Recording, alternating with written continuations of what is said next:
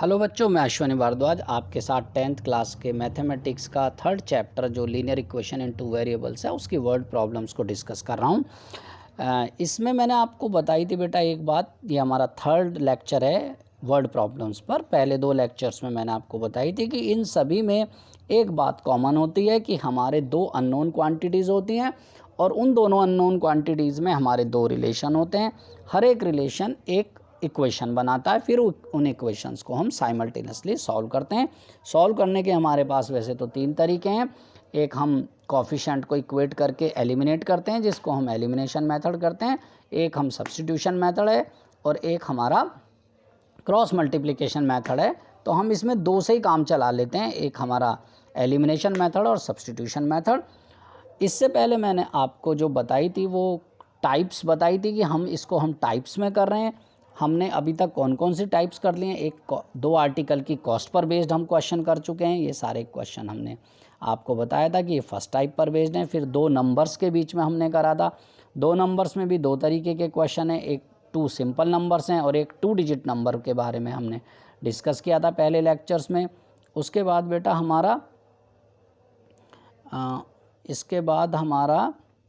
हमारे 2 digit number वाले questions हम डिस्कस कर चुके हैं। उसके बाद हमारे टाइम वाले क्वेश्चन आए थे, नहीं एज वाले क्वेश्चंस को भी हम डिस्कस कर चुके हैं। फिर हमारे टाइम वाले क्वेश्चन आए थे। टाइम वाले क्वेश्चन में मैंने आपको बताया था कि 3 टाइप्स के क्वेश्चंस हैं। इसमें फर्स्ट टाइप के क्वेश्चंस में जो हमने ये वाले टाइप क्वेश्चन डिस्कस करे थे, जिसमें मैंने आपको बताया था कि टाइम पे दो रिलेशंस होंगे, दो पर्सन्स की स्पीड होती है और उनके टाइम पर रिलेशन होता है। तो हम speed is equal to distance upon time वाले फॉर्मूले को यूज़ करके टाइम पर हम दो इक्वेशन बना लेते हैं। ये क्वेश्चन भी हम डिस्कस कर चुके हैं। आज हम इस पर जो क्वेश्चन करेंगे बेटा वो अपस्ट्रीम डाउन स्ट्रीम वाले करेंगे। पहले मैं आपको अपस्ट्रीम और डाउन स्ट्रीम का मतलब समझा देता हूँ। अपस्ट्रीम का मतलब है, जैसे हमारा ये वाटर है बेटा, आप ऐसे समझे ये वाटर है और वाटर में कोई हमारी बोट चल रही है। ऐसे ये बोट हम मान लें ये बोट है। अब इसमें अगर वाटर की डायरेक्शन और बोट की डायरेक्शन सेम है, जिसे हम कहते हैं अलोंग द करंट। करंट मतलब वाटर का फ्लो ऑफ वाटर को हम करंट कहते हैं बेटा। तो अगर हम करंट के साथ चल रहे हैं, अलोंग द करंट चल रहे हैं, तो हम इसको डाउन स्ट्रीम बोलते हैं, डाउन स्ट्रीम। और अगर हमारी करंट इस डायरेक्शन में और बोट इस डायरेक्शन में, मतलब ऑपोजिट हैं, या करंट हमारा इस वाले डायरेक्शन में और बोट इस डायरेक्शन में, तो हम उसको अपस्ट्रीम बोलेंगे। अपस्ट्रीम का मतलब है कि करंट की डायरेक्शन और बोट की डायरेक्शन ऑपोजिट हैं। इस तरीके से ये दो केस हैं बेटा। अब जब हमारी डाउन स्ट्रीम का केस आएगा, तो डाउन स्ट्रीम में आप जानते ही हैं, जैसा मैं आपको बता रहा हूँ कि ये हमारी मान लिया करंट मतलब वाटर का फ्लो है और इसी डायरेक्शन में हमारी बोट चल रही है। तो करंट जो है वो बोट को क्या करेगा, सपोर्ट करेगा। तो अगर मेरी करंट की स्पीड, बोट की स्पीड x हो जाएगी और बोट की स्पीड मेरी x किलोमीटर पर आर हो जाएगी बेटा। और जो करंट है ना, करंट की स्पीड मतलब वाटर का जो फ्लो है उसकी स्पीड जो है वो y किलोमीटर पर आर हो जाएगी बेटा। तो उस केस में अगर मैं डाउन स्ट्रीम की बात करूँगा, डाउन स्ट्रीम, तो डाउन स्ट्रीम में बेटा जो रिजल्टेंट स्पीड, जिस स्पीड से बोट चलेगी, वो वाटर की स्पीड जो है वो इसमें ऐड हो जाएगी। तो रिजल्टेंट स्पीड x + y हो जाएगी। और अगर मैं अपस्ट्रीम की बात करूँगा, तो अपस्ट्रीम के केस में बेटा क्योंकि पानी उसको अपोज करेगा, इसलिए रिजल्टेंट स्पीड x - y हो जाएगी। बस जो बोट वाले क्वेश्चन है उनमें ये डिफरेंस है, बाकी तो formula speed is equal to distance upon time का ही लगता है। तो इसमें भी जो इक्वेशन बनती है जनरली वो टाइम पर ही बनती है। जैसे देखो फर्स्ट क्वेश्चन है, वो कह रहा अ बोट गोज 24 किलोमीटर अपस्ट्रीम। तो अपस्ट्रीम का डिस्टेंस कितना होगा, 24 किलोमीटर होगा और डाउन स्ट्रीम कितना हो गया, 28 किलोमीटर होगा। दोनों का टाइम मिला के 6 आवर्स है। ये बात समझने वाली है। तो time taken in upstream plus time taken in down stream is equal to 6 hours. और टाइम का फॉर्मूला क्या है, डिस्टेंस अपॉन स्पीड। तो अगर मैं अपस्ट्रीम की बात करूं तो अपस्ट्रीम का डिस्टेंस है 24 और अपस्ट्रीम की स्पीड कितनी है बेटा x माइनस वाई। तो ये टाइम हो गया किसका, अपस्ट्रीम का, डिस्टेंस अपॉन स्पीड, ये 24 डिस्टेंस और x माइनस वाई स्पीड हो गई अपस्ट्रीम की। और डाउन स्ट्रीम में डिस्टेंस कितना है, डाउन स्ट्रीम में डिस्टेंस है, उल्टा लिख दिया नहीं ठीक है, 28 किलोमीटर हमारा डाउन स्ट्रीम का डिस्टेंस है और स्पीड कितनी है x प्लस वाई। तो मैंने क्या निकाला, डिस्टेंस अपॉन स्पीड से टाइम आ गया। तो ये वाला टाइम जो है 24 upon x minus y upstream का टाइम हो गया, 28 upon x plus y downstream का टाइम हो गया। दोनों टाइम मिला के कितना दे रखा उसने, क्या रखा है 6 आवर्स लगेंगे। ये फर्स्ट इक्वेशन हो गई बेटा ये। अब देखो दूसरी इक्वेशन, दूसरी इक्वेशन में कह रहा है वो कि इट गोज़ 30 किलोमीटर अपस्ट्रीम। अब अपस्ट्रीम में कितना का चल रहा है 30, तो टाइम कितना हो गया 30 अपॉन एक्स माइनस वाई। और डाउन स्ट्रीम में कितना चल रहा है वो, एंड अपस्ट्रीम, तो ये डाउन स्ट्रीम का टाइम थोड़ा सा यहाँ छिपा हुआ है बेटा, इसको मुझे पढ़ना पड़ेगा कि डाउन स्ट्रीम का जो टाइम है इसको हटा दें थोड़ा सा, ऐसे पढ़ेंगे 30 kilometre upstream and 21 kilometre down stream. तो ये डाउन स्ट्रीम है। इन इक्वेशन को मैं फिर से लिख रहा हूँ बेटा, है ना। तो पहली इक्वेशन जो थी हमारी वो हो गई थी 24 किलोमीटर और स्पीड हो गई x minus y is equal to वो सॉरी प्लस अपस्ट्रीम का जो था ये डाउन स्ट्रीम का 28 अपॉन x प्लस वाई हो गया था बेटा, ये 6 हो गया। और दूसरा केस उसने दे रखा है 30 किलोमीटर अपस्ट्रीम, तो ये डिस्टेंस अपॉन स्पीड हो गई, प्लस डाउन स्ट्रीम का इसने 21 दे रखा है अपॉन x प्लस वाई, और टाइम हमें दे रखा है 6 आवर्स 30 मिनट, मतलब 6.5 आवर। इसको हम 6 2 12 अपॉन 1 13 अपॉन 2 भी लिख सकते हैं। अब आप देखें कि यहाँ पर हमारे लिए 28 और 21 इन दोनों का अगर मैं एलसीएम देखूँगा तो ये हमारा 84 हो जाता है। तो 28 को जब मैं 3 से मल्टीप्लाई करूँगा तो ये 84 हो जाएगा, और इसको मैं 21 4 से करूँगा तो ये 84 हो जाएगा। तो मैं वाई एक्स इसके कोफिशिएंट को इक्वेट कर सकता हूँ, है ना बेटा। मैं एक काम और भी कर सकता हूँ कि 1 अपॉन एक्स माइनस वाई को, जो मैंने आपको लीनियर इक्वेशन में पढ़ाई थी, उसे u और 1 अपॉन एक्स प्लस वाई को v बांध के भी कर सकता हूँ, तब ये आपको थोड़ी और आसान दिखाई देंगी। मैं वैसे ही करता हूँ, ऐसे आपको थोड़ा टफ हो जाएगा, हो ऐसे भी जाएगी बेटा, है ना। तो जब मैं ये मानूंगा तो ये 24u हो जाएगी फर्स्ट इक्वेशन, और ये 28v हो जाएगी, ये वाला हो जाएगा, ये वाली ये हो जाएगी 24u और ये हो जाएगी 28v। इसी तरह से इज इक्वल टू 6 और ये हो जाएगी 30u plus 21v is equal to 13 upon 2। फिर मैं 3 और 4 से मल्टीप्लाई करूँगा, तो ऐसे मैं लिख के कर रहा हूँ बेटा, ऐसे आपको थोड़ा आसान लगेगा। तो मैंने बताया ये हो गए 24u plus 28v is equal to 6 हो गया बेटा। और दूसरी इक्वेशन हो गई जिसमें 30 upon x plus x minus y था, वो u हो गया, प्लस ये 21v हो गया बेटा, और ये 13 अपॉन 2 हो गया। अब देखिए इस पूरी इक्वेशन को मैं मल्टीप्लाई करूँगा 3 से, पूरी को, इसलिए एक ब्रैकेट लगा देते हैं जिससे ऐसा ना लगे 6 पे ही हो रही है, और इसको मैं करूँगा 4 से। तो ये फर्स्ट इक्वेशन हो जाएगी 24 3 जार 72 होता है बेटा, 72u और 28 3 जार तो हमने कराई था, एलसीएम लिया था 84 होता है, इज इक्वल टू 84v लिखेंगे इसे, 6 3 जार 18, और इसे 4 से करेंगे तो 3 4 जार 20 120u हो जाएगा बेटा, और ये भी 84v हो जाएगा। और इसे जब हम 4 से करेंगे तो 2 से कैंसिल हो गए 26 बनेगा। अब देखिए जब हम सब्ट्रैक्ट करेंगे तो हम 120 माइनस 72 सब्ट्रैक्ट करके 48u आ गया बेटा, है ना। और ये आ गया 26 में से 18 माइनस करा तो ये 8 आ गया, और 8 6 जार, तो u की वैल्यू आ गई 1 अपॉन 6। और u की किसकी वैल्यू मानी थी हमने, 1 upon x plus x minus y, तो x माइनस वाई की वैल्यू 6 आ गई।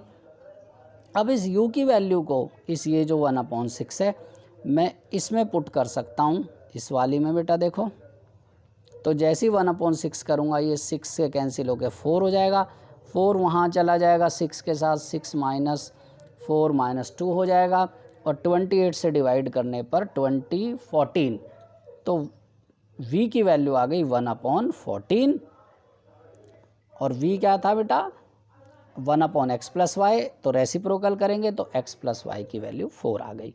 तो ये दो इक्वेशन आ गई यहाँ से हमारी, x माइनस वाई 6 आ गया और x प्लस वाई हमारा 4 आ गया, तो इन 14 आ गया, 14 2 ज़ा 28 है ना, इसमें पुट करना आप बेटा, इसमें किसकी वैल्यू u की वैल्यू को हम 1/6 पुट करेंगे, तो ये देखो 6 4 ज़ा 4 वहाँ जाएगा 2 हो जाएगा, 2 से जब 2/28 होगा तो 1/14 आ जाएगा, और जब रेसिप्रोकल करेंगे तो v की वैल्यू 14 आ जाएगी, v मतलब x प्लस वाई, तो x प्लस वाई बेटा हमारा क्या आ गया 14 आ गया, और x माइनस वाई आ गया हमारा 6। तो मैंने इन इक्वेशन को आपको सॉल्व करना बताया था, x की वैल्यू इन दोनों को ऐड करो, 20 का हाफ करो 10, 14 प्लस 6 20, हाफ कर दो। y कैसे निकालते हैं, 14 माइनस 6 8, हाफ करेंगे 4, तो इसका मतलब बोट की स्पीड 10 किलोमीटर पर आवर है और करंट की स्पीड 4 किलोमीटर पर आवर है। ये आंसर आपको दे रखे हैं, ये मैच हो गया। देखिए कितना आसान क्वेश्चन है। इसकी एक और ख़ास बात है, आपने एक क्वेश्चन को समझ लिया मेरे, इसी वीडियो को आप रिपीट कर करके देख लेना 2-3 बार, तो आपको ये बिल्कुल क्लियर हो जाएंगे। सभी क्वेश्चन का एक ही तरीका है, यहाँ तक कि इक्वेशन सॉल्व करने का भी आपको एक ही मेथड मिलेगा। इस तरीके से ये 2-3 हमारे क्वेश्चन हैं। फिर देखिए एक टाइप हमारी ये आती है, वो कह रहे हैं 2 बॉयज़ और 7 बॉयज़, इस तरह की, ये वर्क और टाइम पर बेस्ड क्वेश्चन है। इसको समझने के लिए मैं आपको पहले एक बात बता देता हूँ बेटा, कि जनरली एक बात जो मैंने वर्क टाइम के पहले क्वेश्चंस के वीडियो में बताई थी, उसको आप ध्यान से समझे, वही इम्पॉर्टेंट है। जब हम कहते हैं कि ए किसी काम को 5 डेज़ में करता है और बी किसी काम को 7 डेज़ में करता है, तो ए और बी मिला के कितने दिन में करेंगे, तो हम जनरली इसे 5 + 7 12 डेज़ कह देते हैं। आप समझ गए होंगे कि क्या बड़ी बेवकूफ़ी है कि जब ये अकेले ही 5 डेज़ में कर सकता है ए, तो बी के साथ मिलकर 12 डेज़ में करेगा, तो ये तो बड़ा ऑकवर्ड बात हो गई। ये ऑकवर्ड इसलिए हो गई क्योंकि हमने इसमें गलत मैथमेटिक्स यूज़ कर दिया है। गलत मैथमेटिक्स क्या यूज़ करा, उसको हमें समझना है बेटा, उसको आपने समझ लिया तो प्रॉब्लम नहीं होगी। देखिए गलत मैथमेटिक्स ये है कि जो यहाँ पर 5 और 7 ऐड इसलिए नहीं हो सकता क्योंकि एडिशन हमारे डायरेक्ट वेरिएशन में हो जाता है। डायरेक्ट वेरिएशन का मतलब है कि एक चीज़ के बढ़ने से अगर दूसरी चीज़ बढ़ रही है और घटने से घट रही है, इंक्रीज़ करने से इंक्रीज़ हो रही है और डिक्रीज़ होने से डिक्रीज़ हो रही है, तो ऐसी कंडीशन को हम डायरेक्ट वेरिएशन कहते हैं। जैसे कि आपने कहा कि मैं एक काम को करने के लिए 2 वर्कर लगाऊं तो कुछ टाइम लगेगा, और 4 वर्कर लगाऊं, वर्कर बढ़ा दिए तो टाइम क्या हो जाएगा, कम हो जाएगा। तो एक चीज़ बढ़ाने से दूसरी चीज़ कम हो रही है, तो ये इन्वर्स वेरिएशन है। लेकिन अगर मैं ऐसे कहूँ कि मैंने एक पर्सन ने कुछ काम करा वर्क, और दूसरे एक पर्सन ने वर्क करा 1 दिन में करा डेज़ में, और 3 दिन में करेगा तो 3 दिन में वर्क ज़्यादा हो जाएगा। मतलब जैसे टाइम बढ़ेगा उसी हिसाब से वर्क बढ़ेगा, या पर्सन्स बढ़ेंगे तो अमाउंट ऑफ वर्क बढ़ेगा। तो पर्सन और वर्क में या टाइम और वर्क में जो वेरिएशन है वो डायरेक्ट है। लेकिन जो यहाँ पर देखें नंबर ऑफ पर्सन्स और डेज़ में, टाइम में, वो वेरिएशन इनवर्स वेरिएशन है, इसलिए हम उसको नहीं ऐड कर सकते। डायरेक्ट वेरिएशन वालों को हम ऐड कर सकते हैं। तो मैंने आपको क्या बताया, डायरेक्ट वेरिएशन किस किस में है, जैसे हमारे नंबर ऑफ पर्सन्स और अमाउंट ऑफ वर्क। पर्सन बढ़ेंगे वर्क बढ़ेगा, पर्सन कम होंगे वर्क कम होगा, तो वेरिएशन हो गया डायरेक्ट। इसी तरीके से हम अगर हम टाइम बढ़ा दें कि कम टाइम में कम काम, ज़्यादा टाइम में ज़्यादा काम, तो ये भी हमारा डायरेक्ट वेरिएशन है। ऐसे में तो हम डायरेक्ट ऐड कर सकते हैं। लेकिन नंबर ऑफ पर्सन्स और डेज़ कि हमने नंबर ऑफ पर्सन्स बढ़ा दिए तो टाइम हमारा कम लगेगा, और नंबर ऑफ पर्सन्स कम हो गए तो टाइम ज़्यादा लगेगा। ये इन्वर्स वेरिएशन है, इसमें हम ऐड नहीं कर सकते, इसलिए हम इसको डायरेक्ट वेरिएशन को इन्वर्स में चेंज करेंगे। कैसे करते हैं वो आपको समझना है, बस वही सारी थ्योरी है। वर्क और टाइम के जितने भी क्वेश्चन हैं, कॉम्पिटिशन्स में भी आते हैं, वो आपको इसी थ्योरी पर बेस्ड होते हैं, है ना, इसी लॉजिक पर बेस्ड होते हैं। तो देखिए मैं आपको इसे डिटेल में समझाता हूँ। जैसे मैं कहूँ ए ने एक काम 5 डेज़ में करा, तो हम क्या करेंगे, ए का 1 डे का वर्क निकालेंगे, 1 डेज़ वर्क। तो जैसे मैं इसे ऐसे समझूं कि ये 5 डेज़ का वर्क है, मैं 5 बराबर हिस्सों में इसको कर लेता हूँ। तो इसका मतलब एक दिन में इतना काम होगा, 2 दिन में इतना काम होगा, मतलब ये 1/5 हो गया, ये सब 1/5 है। एक दिन का वर्क कितना हो जाएगा, 1/5 हो जाएगा। 2 दिन का हो जाएगा 2/5, 3 दिन का हो जाएगा 3/5, ऐसे करके। तो हम 1 डे का वर्क निकाल लेंगे 1/5। तो पहला तो लॉजिक यहीं समझते हैं कि कोई पर्सन टोटल टाइम जितना लेता है और एक दिन का वर्क, मैंने क्या बोला इस बात को ध्यान से सुने, टोटल टाइम और यूनिट टाइम का वर्क किसका, यूनिट टाइम का, मतलब अगर डेज में दे रखा तो 1 डे का, आवर्स में दे रखा तो 1 आवर का, ये एक दूसरे के रेसिप्रोकल होते हैं। इसका मतलब अगर मैं यूनिट टाइम के वर्क का रेसिप्रोकल कर दूंगा तो टोटल टाइम आ जाएगा, और टोटल टाइम का रेसिप्रोकल कर दूंगा तो 1 यूनिट टाइम का वर्क आ जाएगा। जैसे यहाँ देखें टोटल डेज कितने हैं 5 और 1 डे का वर्क कितना है 1/5। इसका मतलब अगर 1/5 का रेसिप्रोकल कर दूं तो 5 आ जाएगा, और 5 का रेसिप्रोकल कर दूं तो 1/5 आ जाएगा, है ना।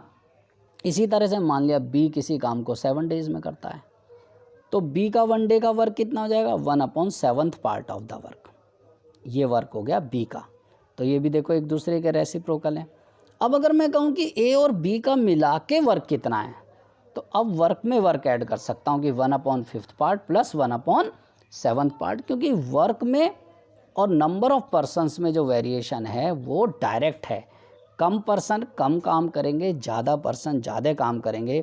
तो अगर मुझे ए का वर्क पता है और बी का भी वर्क पता है तो ए और बी का वर्क मैं दोनों के वर्क को ऐड कर सकता हूँ। लेकिन अगर मुझे ए के दिन पता है और बी के भी डेज़ पता है 5 और 7, तो ए और बी के डेज़ में दोनों के डेज़ को ऐड करके नहीं बता सकता, क्योंकि इन्वर्स वेरिएशन है। बस यही इनका लॉजिक है। बाकी देखो सभी क्वेश्चन इन्हीं पर बेस्ड हैं, हम फटाफट आपको बता देते हैं। जैसे ये क्वेश्चन है, ये थोड़े अलग क्वेश्चन है। क्वाड्रेटिक इक्वेशन में जो क्वेश्चन है बेटा वो थोड़े डिफरेंट मिलेंगे आपको, वो इसी पर मिलेंगे डायरेक्ट जो मैंने आपको बताया। इसमें क्या मिल रहा है आपको, देखो कह रहा है 2 men and 7 boys can do a piece of work in 4 days। इसमें क्या है, मैन और बॉयज़ के वर्क में कंपैरिजन है। वो कह रहा है कि अगर हम 2 men और 7 boys मिला दें इनका काम, इन्हें 2 और 7 को नहीं ऐड कर सकते, इनके वर्क को अगर हम ऐड कर दें तो वो उसको 4 दिन में ख़त्म करते हैं। और इसी काम को अगर हम 3 दिन में कर सकते हैं अगर 4 men और 4 boys लग जाएं। तो देखो इसे क्वेश्चन को हम कैसे करेंगे। पहले हम मानेंगे कि जो 1 man है ना, एक आदमी 1 man उस काम को x डेज में कर सकता है। टोटल टाइम कितना लगेगा x डेज। तो 1 डे का वर्क कितना हो जाएगा इसका बेटा, 1 डे का वर्क हो जाएगा इसका 1/x पार्ट। अब देखो एक दिन का हो जाएगा 1/x पार्ट, और मैन ने कितने दिन तक काम करा 4 डेज तक का, तो 4 डेज का 4 टाइम्स हो जाएगा, मतलब 4/x पार्ट हो जाएगा। कितना, एक मैन का। अब अगर 2 मैन करेंगे तो इसका डबल करेंगे, उसने कहा 2 मैन, तो 2 मैन का कितना हो जाएगा, तो ये हो जाएगा बेटा, और 2 से और मल्टीप्लाई करो 8/x। तो इसे आप समझें ज़रा, हमारा एक दिन का एक पर्सन का वर्क कितना था 1/x, और क्योंकि 2 मैन 4 दिन तक कर रहे हैं तो इसका 8 टाइम्स हो जाएगा ना 8/x। इस बात को फिर से सुने आप मेरी, मैंने कहा एक पर्सन एक दिन में 1/x पार्ट करता है। क्यों, क्योंकि टोटल डेज x डेज हैं। तो एक दिन का वर्क 1/x पार्ट हो गया, तो 2 मैन का हो गया ट्वाइस, और फिर 4 डेज का हो गया 4 टाइम्स, तो 4 × 2 8 टाइम्स हो गया ना, इसलिए हम 8/x पर पहुंच गए हैं। तो इसको हम डायरेक्ट लिखेंगे, इसलिए मैं बात आपको बता रहा हूँ, है ना। तो देखो अब उसने कहा है, इसको मैं फिर से लिखता हूँ कि जो 1 मैन कितने दिन लेता है, x डेज। इसका मतलब 1 डे का वर्क कितना हो गया, 1 डे 1 मैन, 1 डे 1 मैन का वर्क हो गया 1/x पार्ट। और फिर 2 मैन और 4 डेज, तो 8 टाइम्स हो गया ना, तो 8/x वर्क हो गया ये। अब अगर मैं बॉय का, जैसे मैंने एक मैन का x डेज माना, तो मैं एक बॉय का क्या मान लूँ, y डेज का। एक बॉय का ने लिख लिए y डेज, तो 1 डे का 1 बॉय का वर्क कितना हो गया, 1/yth पार्ट हो गया। और यहाँ कितने हैं बेटा, यहाँ हैं 7 बॉयज़ 4 डेज, तो 28 टाइम्स हो गया ना, तो ये हो गया 28/y, इतना वर्क हो गया। ये मैन का वर्क हो गया, ये बॉयज़ का वर्क हो गया 4 डेज़ का। वो कह रहा है ये वर्क उतना ही है जितना 4 मैन और 4 बॉयज़ 3 दिन में करते हैं। तो अब 4 मैन कर रहे हैं और कितने दिन में कर रहे हैं, 3 डेज़ में कर रहे हैं। और एक मैन एक दिन में कितना कर रहा है, 1/x। तो 4 मैन 3 डेज़, तो 12 टाइम्स हो गया। इसका मतलब 4 मैन 3 डेज़ में 12/x काम करेंगे, और 4 बॉयज़ 3 डेज़ में 12/y वर्क करेंगे बेटा, है ना, 12/y। और ये कह रहा है ये वर्क और ये वर्क मिला के बराबर है, इसलिए हमने इक्वल का साइन इस पर लगा दिया। अब देखो इनको हम बड़ी आसानी से इक्वेट कर सकते हैं। जब हम इसको इक्वेट करेंगे ना बेटा, तो हमारी एक इक्वेशन मिल जाएगी। इसको हम x को x के साथ ले जाएं, तो 12/x माइनस 8/x 4/x हो जाएगा बेटा। और y को y के साथ ले जाएंगे, 28 माइनस 12 16/y हो गया। तो 4 4 जार 16 हो गया। क्रॉस मल्टीप्लाई करके हम पहुँचे कि x is equal to 4y। इसका मतलब कितना हो गया, x क्या था, एक मैन के वर्क डेज। तो हमें यहाँ पर डेज तो नहीं पता चले, हमें पता चल गए कि जो मैन है ना, ओ सॉरी, ये 4x is equal to y है, तो y is equal to 4x होगा, है ना। y is equal to 4x लिख देंगे बेटा हम इसको, y is equal to 4x। इसका मतलब जितना वर्क, जितना काम बॉयज़ करते हैं उसका 4 गुना मैन करते हैं। इसीलिए तो उनको बॉयज़ को 4 गुना टाइम ज़्यादा लग रहा ना, x और y तो टाइम है। तो अब इसके बेस पर हम किसी भी एक इक्वेशन से निकाल सकते हैं। जैसे वो कह रहा है 2 बॉयज़ और 7 बॉयज़, वो सॉरी 2 मैन और 7 बॉयज़। तो 2 मैन और 7 बॉयज़ का जो वर्क होगा उसको हम या तो दोनों को मैन में चेंज कर लें या दोनों को हम बॉयज़ में चेंज कर सकते हैं, ये हमारी चॉइस है। तो हमने कहा 2 मैन, है ना, इसको ध्यान रखेंगे कि y is equal to 4x, मतलब मैन जो हैं, बॉयज़ जो हैं वो मैन से 4 टाइम्स ज़्यादा टाइम लेते हैं। तो हमने यहाँ फर्स्ट इक्वेशन को देखें बेटा आप, फर्स्ट कंडीशन को देखें, 2 man and 7 boys can do in 4 days. तो 2 मैन, और हमने कहा था जो बॉयज़ हैं वो 4 गुना लेते हैं। तो अगर मैन की जगह हमें बॉयज़ लगाने पड़ें तो एक मैन की जगह हमें 4 बॉयज़ लगाने पड़ेंगे। तो 2 मैन की जगह 8 बॉयज़ हो गए, 8 बॉयज़ प्लस 7 बॉयज़ पहले से ही है। ये कितने डेज़ लेते हैं बेटा, 4 डेज़ लेते हैं, है ना। ये इक्वल टू का साइन लगेगा, यहाँ आप इम्प्लाइज का लगा सकते हैं। इसका मतलब 7 और 8 15 बॉयज़ कितने दिन में काम करते हैं बेटा, 4 डेज़ में करते हैं। और हमें एक बॉय का करना है, तो 15 बॉयज़ जब 4 दिन में करते हैं तो एक बॉय हमें 15 टाइम्स करना पड़ेगा। तो कितना समय लेगा बेटा, 60 डेज़ लेगा। और हमने कहा था जो मैन होते हैं वो 1/4 टाइम लेते हैं, मतलब वो 15 का 1/4 अगर आप करोगे तो 15 डेज़। तो अगर एक मैन करेगा तो वो 15 डेज़ लेगा और एक बॉय करेगा तो वो 60 डेज़ लेगा। आप इस वीडियो को, इस वाले पार्ट को रिपीट करके देखना, तो आपको ये चीज़ समझ में आ जाएगी। तो ये बहुत बढ़िया क्वेश्चंस थे, है ना। ये इतनी टाइप हैं, वैसे तो और भी कुछ देखिए, ये हमारे क्वेश्चंस बन सकते हैं, है ना। जैसे ये इन्वेस्टमेंट पर बेस्ड क्वेश्चन है, तो ये 2 अलग अलग में इन्वेस्टमेंट है। ये सब आपको बहुत इजी लगेंगे क्वेश्चंस, बिल्कुल भी मुश्किल नहीं है। चाहे तो मैं एक क्वेश्चन फटाफट इसका भी डिस्कस कर लेता हूँ बेटा, है ना। हालांकि टॉपिक टाइप थोड़ी चेंज हो गई है। वो कह रहा है एक इन्वेस्टमेंट है, 12% उस पर इंटरेस्ट मिल रहा है ना। और दूसरी जगह एक 10% इंटरेस्ट मिल रहा है।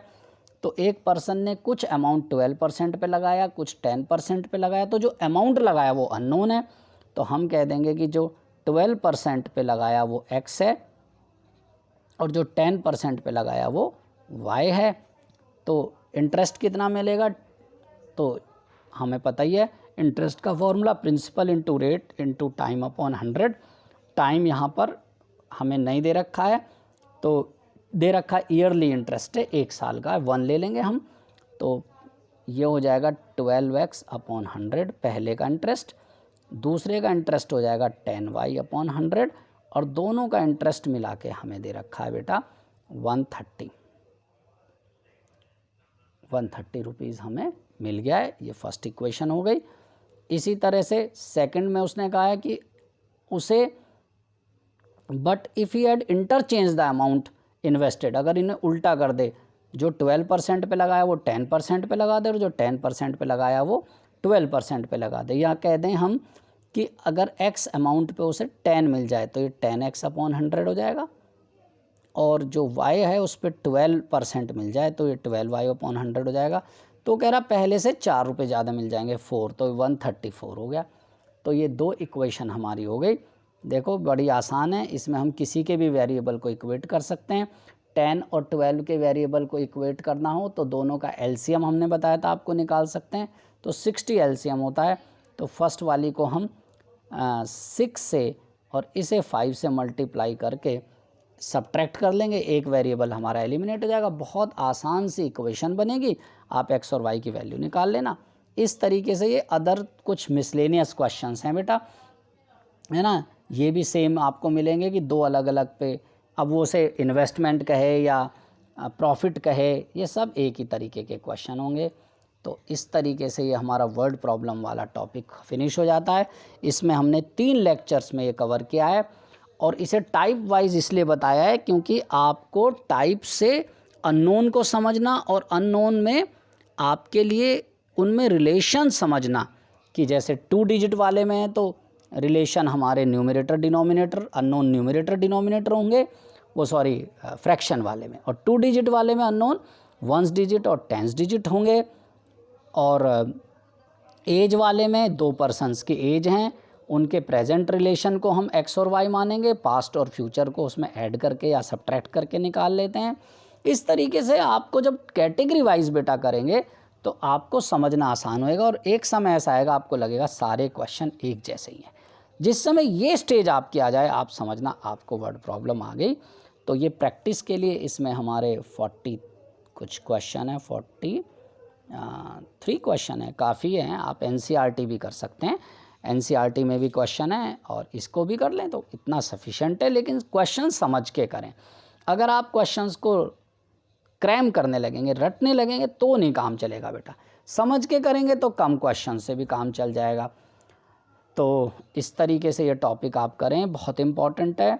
एक क्वेश्चन इसमें से आने के पूरे चांस रहते हैं बेटा। 4 मार्क्स का क्वेश्चन आता है, बोर्ड के लिहाज से बहुत इम्पॉर्टेंट है। और आपने देखा ही है, अगर हम आराम से करेंगे तो बहुत अच्छा है। मैथमेटिक्स को एंजॉय कीजिए। मेरी शुभकामनाएं आपके साथ हैं। Thank you.